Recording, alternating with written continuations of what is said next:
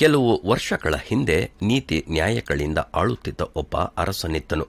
ಒಮ್ಮೆ ಎದುರಾಳಿಗಳನ್ನು ಜಯಿಸಿ ಬಂದ ಸೈನ್ಯಾಧಿಪತಿಯನ್ನು ಅರಸನು ಸಂತೋಷದಿಂದ ಆಹ್ವಾನಿಸುತ್ತಾ, ಸೈನ್ಯಾಧಿಪತಿಯೇ, ನಿನಗೆ ಯಾವ ಬಹುಮಾನ ಬೇಕು ಎಂದು ಕೇಳಿದನು.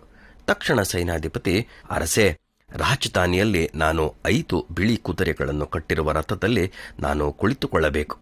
ನನ್ನ ಮುಂದೆ ಹೋಗುತ್ತಿರುವ ಸೈನಿಕರೆಲ್ಲರೂ ಸೈನ್ಯಾಧಿಪತಿಗೆ ಜಯ ಜಯ ಎಂದು ಘೋಷಿಸಬೇಕು. ನನ್ನ ವೀರತನವನ್ನು ಅವರು ಹೊಗಳಬೇಕು ಅಂದನು. ಅರಸನು ಹಾಗೆ ಆಗಲಿ ಅಂದರು. ಮಾರನೇ ದಿನದಲ್ಲಿ 5 ಕುದುರೆಗಳಿಂದ ಕಟ್ಟಲ್ಪಟ್ಟ ಅಂದವಾದ ರಥವು ಕಾಯುತ್ತಿತ್ತು. ಸೈನ್ಯಾಧಿಪತಿ ಹೆಮ್ಮೆಯಿಂದ ರಥವನ್ನು ಹತ್ತಿ ಕುಳಿತುಕೊಂಡನು. ಆಗ ರಾಜನ ಸೇವಕನೊಬ್ಬನು ಅವನ ಜೊತೆ ರಥವನ್ನು ಹತ್ತಿ ಕುಳಿತುಕೊಂಡನು.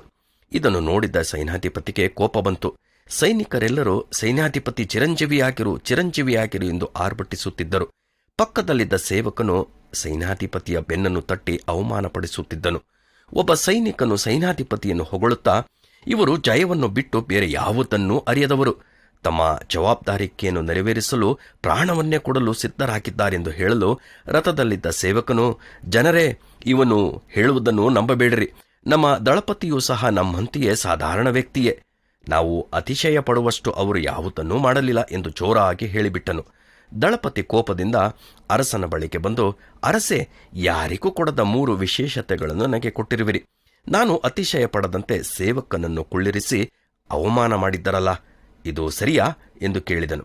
ಅದಕ್ಕೆ ಅರಸನು, ಯಾರಾದರೂ ಉನ್ನತಕ್ಕೆ ಬರಬಹುದು ಎಂಬುದನ್ನು ನಿನಗೆ ಗೊತ್ತಾಗಲಿ ಎಂದು ಸೇವಕನನ್ನು ನಿನ್ನ ಪಕ್ಕದಲ್ಲಿ ಇರಿಸಿದೆನು. ಜಯಘೋಷವನ್ನು ಕೇಳಿ ನೀನು ಹೆಮ್ಮೆಯಿಂದ ಹಾರಾಡಬಾರದೆಂದು ನಿನ್ನ ಬೆನ್ನಿಗೆ ತಟ್ಟುವಂತೆ ಹೇಳಿದನು. ಹೊಗಳಿಕೆಯನ್ನು ಕೇಳುವ ನೀನು ನಿನ್ನನ್ನು ಮರೆತು ಬಿಡಬಾರದೆಂದು ನಿನ್ನ ಕೊರತೆಗಳನ್ನು ಕಿವಿಗೆ ಬೀಳಿಸಿದೆನು ಅಂದನು. ಹೌದು, ಇದು ನಮ್ಮೆಲ್ಲ